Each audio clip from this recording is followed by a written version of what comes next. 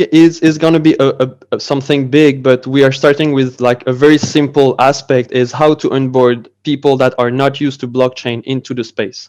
One thing that is very triggering for people, and that can be like on the moment or later, is to store their private key and to have easy access.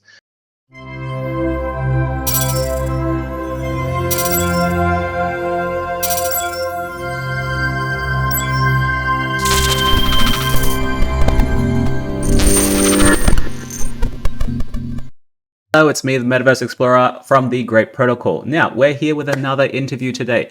As you guys know, I'm very interested in the Solana hackathon that's happening at the moment, Riptide, and there are a few teams that's actually participating. It's super hard to see where they are, but I'm going to find out some of them for you and interview them for you. We have one of these teams with us today. They're called ONEAUTH. I have Bibo and so I'm sorry, your name, Gorov. Yeah. So they're from ONEAUTH. They're like a wallet providing service. I want to talk to them a bit about themselves, and then perhaps they can actually tell us about themselves. So Bibu and Gorov, can you please introduce yourselves? Who are you guys?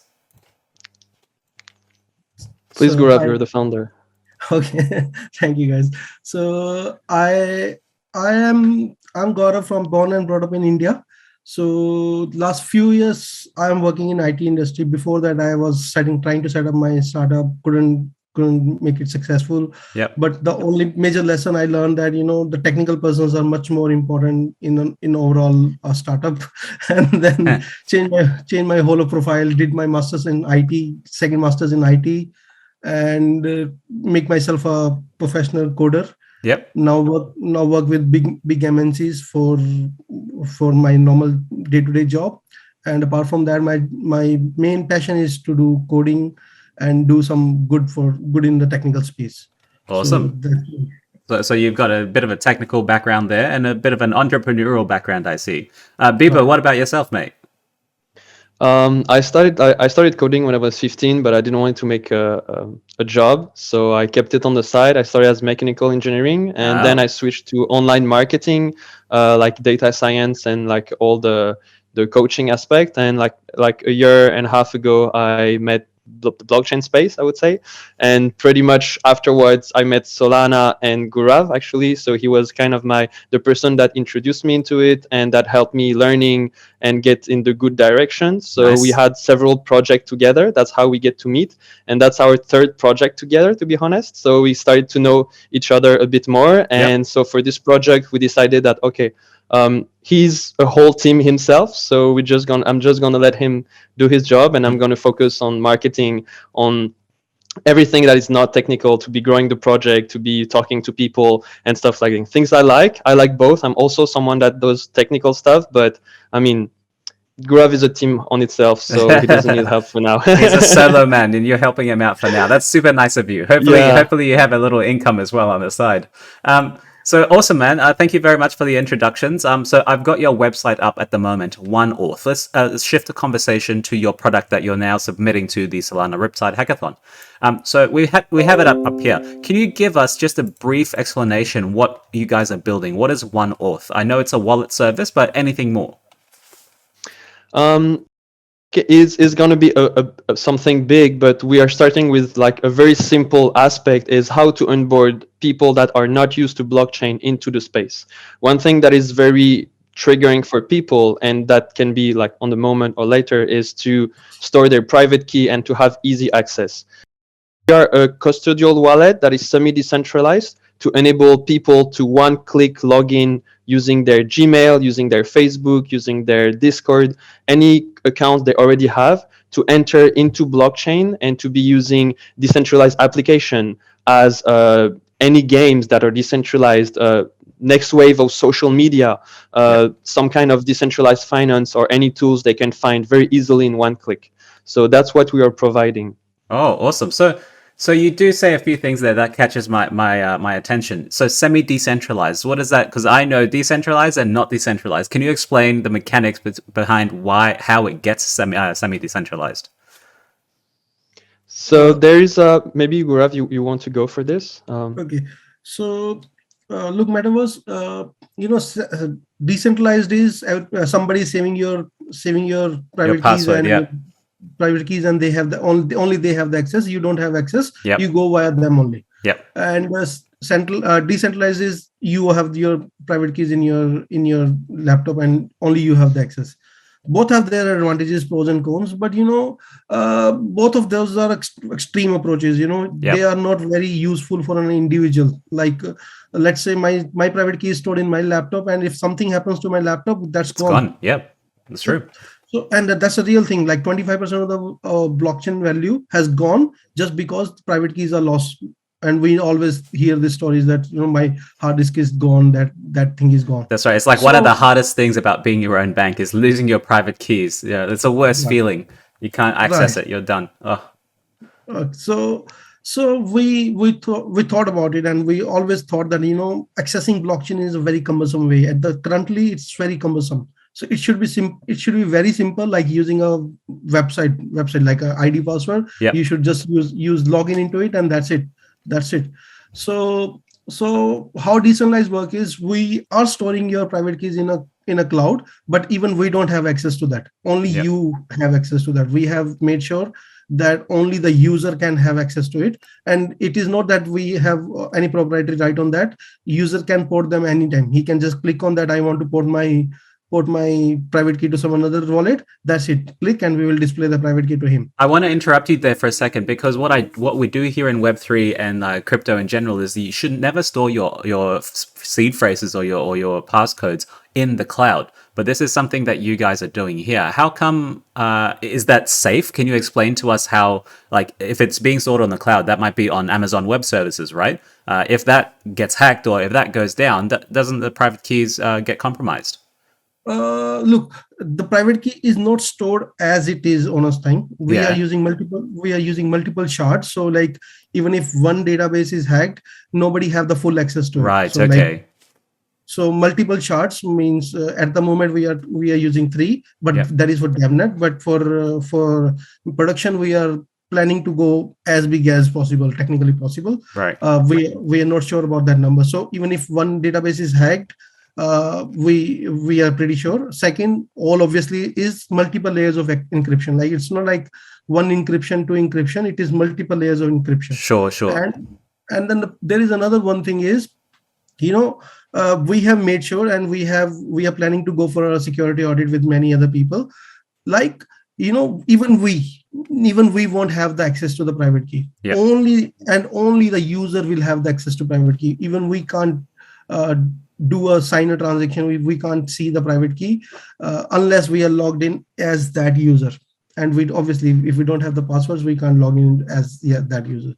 So and we also integrating third party logins like Google, Facebook, who are much secure. Like they are not associated with the password. You have to have a login with the Google only, then only you can access right thing. So those are the things, security measures. But yes, we are going with a full security audit that can help us to prove that this is a good cause. This is a good secure infrastructure that can help people to utilize blockchain seamlessly. Awesome. So I want to clarify there, because the target audience for this ONEAUTH wallet. Is it actually for retail people that have they have all these accounts everywhere? They can use their Google, Facebook to log into blockchain, or are you targeting more institutional partners? But this is retail, right? This is for everyone. This is open to everyone, right? It's not permissioned for certain parties. It is open for everyone. So how it works is, let's say you are a DApp.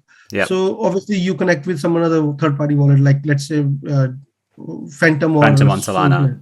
Solana. Phantom or Solana. So if we want to provide that sort of services, that your DApp should be able to accessible from our wallet also. So it should be a seamless connectivity to any DApp. Okay, cool. That would be really helpful, actually, to have like one major wallet that transfers across all the different chains, like Binance, Polygon. Goes to Solana as well. There might be some technicalities that you guys are probably figuring out with the different blockchains, EVM, non-EVM compatibility, but yeah, that's a long way to come. So I'm actually looking at your white paper at the moment, and we were just talking about 3.4, which is your security for everyone. I want to move to in 3.4. You do also say something here about insurance. So I'll read it out. For any user that keeps their funds with the ONEAUTH wallet, an insurance will be taken to reimburse any loss done by hacking, phishing, or any other issue. I want to clarify on this. So where is this insurance funds coming from? Do you guys have a plan? Do you have a third party that's providing this insurance? So we are planning on two ways. I think the ways that is the more like stable and safe is like to have an internal community insurance. Yep. So there in two ways we are getting this fund.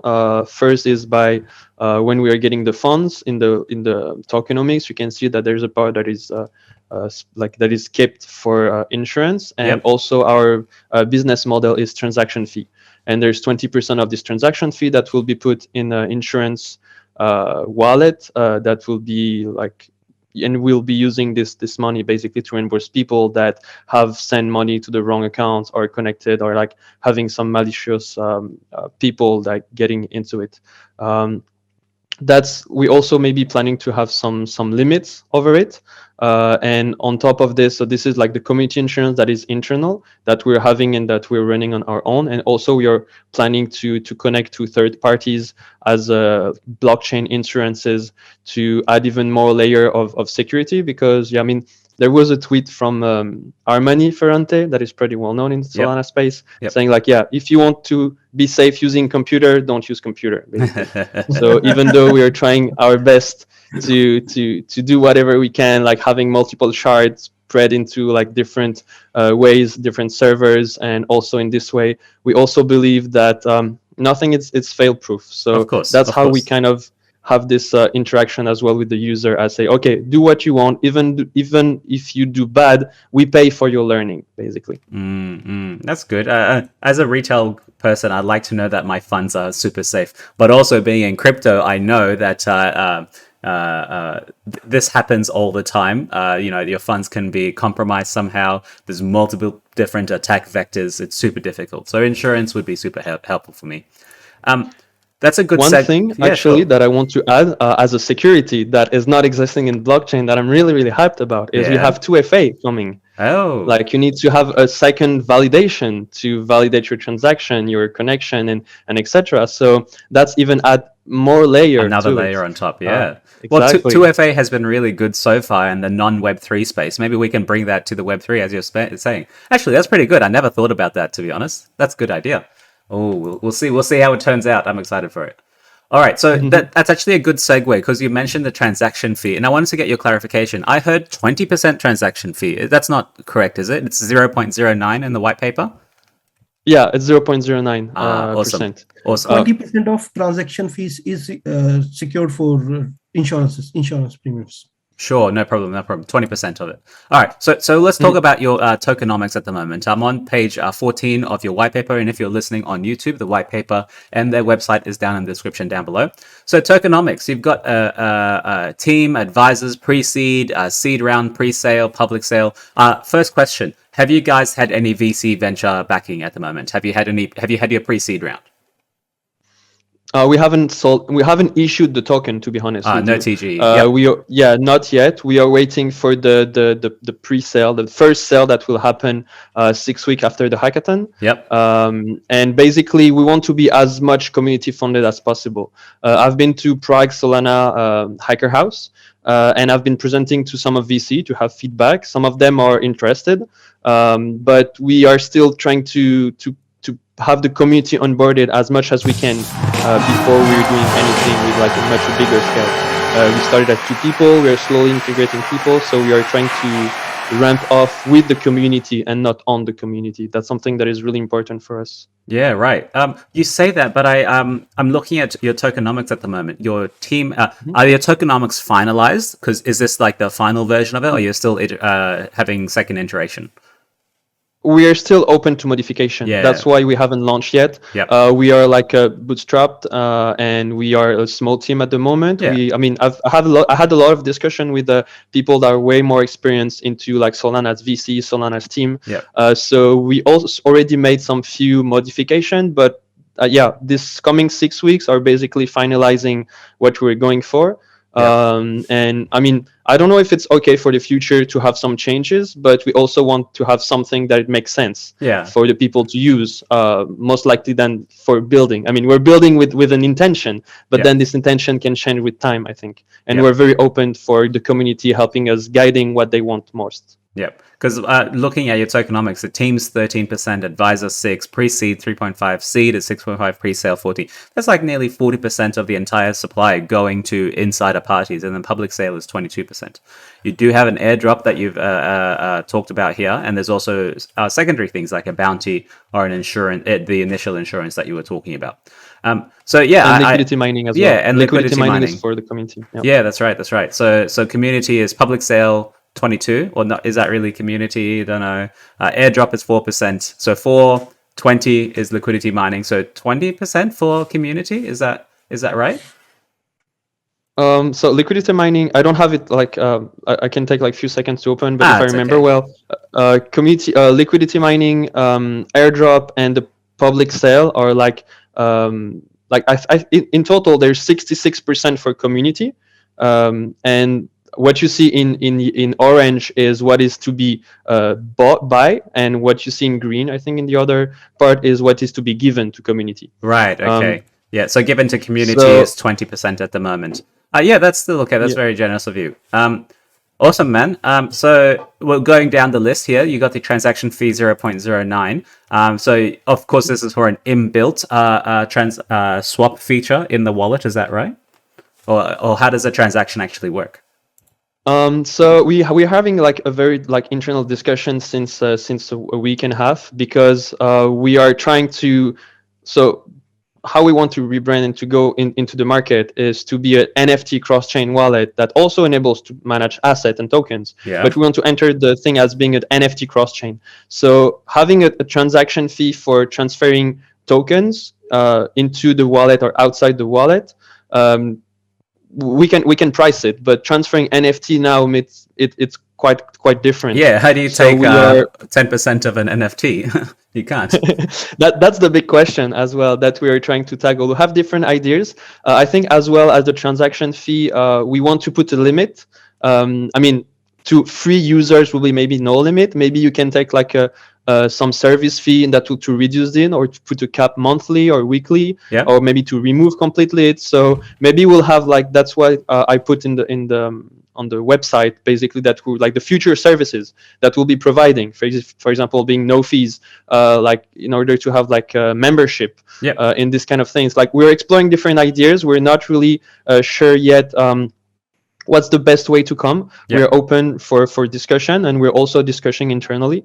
I think maybe like services is something that is done, but do we want to go as first with a paid service? Maybe not. We want to start maybe free, or like to have some feedback, people generate user growth first, and then you can start tacking on the extra products, I think. But I totally understand. I totally understand. You guys are still building. You're still, experimenting. You're in the discovery phase at the moment, and hopefully you guys will be able to build a great product as well. So we're at the 18-minute mark. I want to start wrapping up at the moment. So maybe Bibo, I'll give you some last words as well. Do you guys have any last words for people to check out ONEAUTH? I'm very excited about this project. Actually, it's like, as I said, with Grape, our third project together, but this is the one that it took me a bit of time to understand the power of it.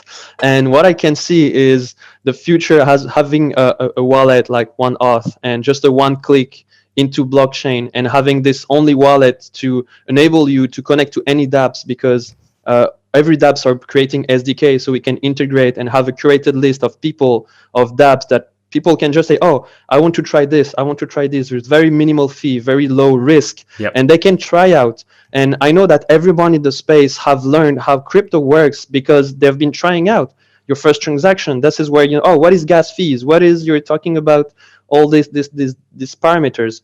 So we want to remove everything, having something very simple for people to use, but yet very expert as usage, as what they can do with it, regarding NFT, regarding asset, regarding social media, regarding games. Because if you read the white paper, you'll see that I've lost 1 year of grinding, and that yeah, I'm still graving it. And I hope that it will never happen to anyone. Yeah, I know, right? It's such a bad feeling. You go and play this game for a year, 2 years, you leave it, and all your assets are stuck in there. Thank God for NFTs now. Hopefully we can integrate that in Web3. My God. All right, Jim, man, you got any last words for us, mate? Yep. Blockchain has a huge potential, and we really want everybody to start their blockchain journey from our platform, where this platform is going to provide them access to almost all of the blockchains and almost all of the dApps that are built on those blockchains. Yep. So we want to be a starting point for the people to start their blockchain journey. Awesome. Well said, man. When people start their blockchain journey, when do we expect this to be? You're submitting to Hackathon right now. You might be announced winner maybe in like a month, 2 months from now. When are we expecting a public DevNet or maybe a mainnet even, if you're going to get there? We are in discussion with some security audits. So, Yep. I mean, security is very important for us. Of course. We really want to fill all the gaps that those can be there that we are not able to see. So we are in discussion with some security audits. They will take obviously their own sweet time. It doesn't happen in days, but whenever it happens, we'll be ready to launch it on testnet.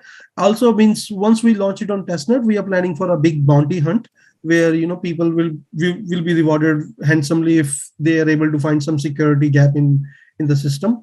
If that's successful, then we'll be going to mainnet. So I mean, security is important. So the journey is a bit slow, considering the security. Of course, no problem. For me, like, security is paramount. There's no point using a wallet service if it's going to be compromised in like a couple of days or something. So security audits take as much time as they need because I need it to be safe as a retail person. Right. All right. Yeah, gentlemen, thank you very much. Where can people find you if they want to find more about ONEAUTH? What's your Twitter handle? OneAuth _wallet. If you're familiar with Twitter, we also plan to go on TikTok and Instagram for having a bit more like sharing as the team is growing. Yep. Or otherwise on Discord, you can find OneAuth. I think the link is going to be in the description. It is. Obviously. Awesome. So yeah, just follow this, and yeah, the journey is just starting. I mean, it's starting for us, but I mean, Hackathon is just the first milestone. So I'm excited to share with you the next ones. Yeah, that's it, man. You just keep building. You submit. You guys, is your third product so far. You guys are working well together. I'm looking forward to seeing your submission. See if you win any prizes, get some VC funding, and you start blasting off. I'm going to leave it there for now, guys. Thank you very much for watching on YouTube. This has been the MetaVerse Explorer, and this has been the team from ONEAUTH, a wallet service provider that are submitting to the Solana Hackathon, and will soon be winning a prize. We'll see. All right, we'll leave it there. Thank you, Bibo. Thank you, G-Man. Bye. See you guys. Thanks, MetaVerse. Bye. Bye.